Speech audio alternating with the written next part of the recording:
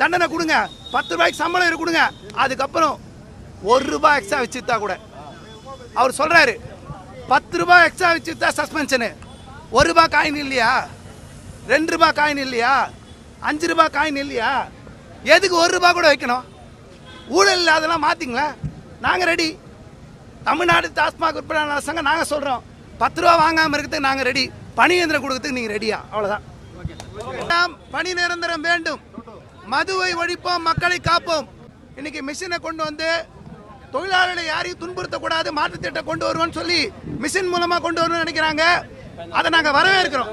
நாங்க தமிழ்நாட்டில் இருக்கக்கூடிய டாஸ்மாக் துறையினுடைய அமைச்சர் விக்னேஷ் அவர்களுக்கு, மதிப்புக்குரிய அமைச்சர் அவர்களுக்கு நாங்க ஒரு அன்பான வேண்டுகோளையும் சவாலையும் முன்வைக்கிறோம்.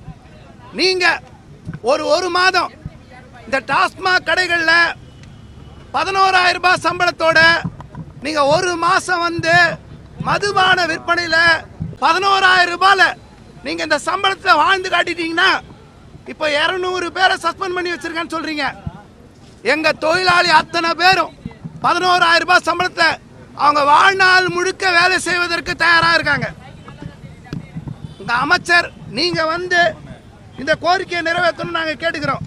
அதே நேரத்தில் தேர்தல் வாக்குறுதி மதிப்பிற்குரிய முதல்வர் அவர்கள் ஜோசப் விஜய் அவர்கள் அவங்களுடைய முக்கியமான தேர்தல் வாக்குறுதி, நாங்க ஒப்பந்த முறையில் அரசு துறையில் பணிபுரியக்கூடிய அத்தனை பேரும் 5 ஆண்டுகள் எல்லாரையும் பணி இயந்திரப்படுத்தும் சொல்லி இருந்தார்.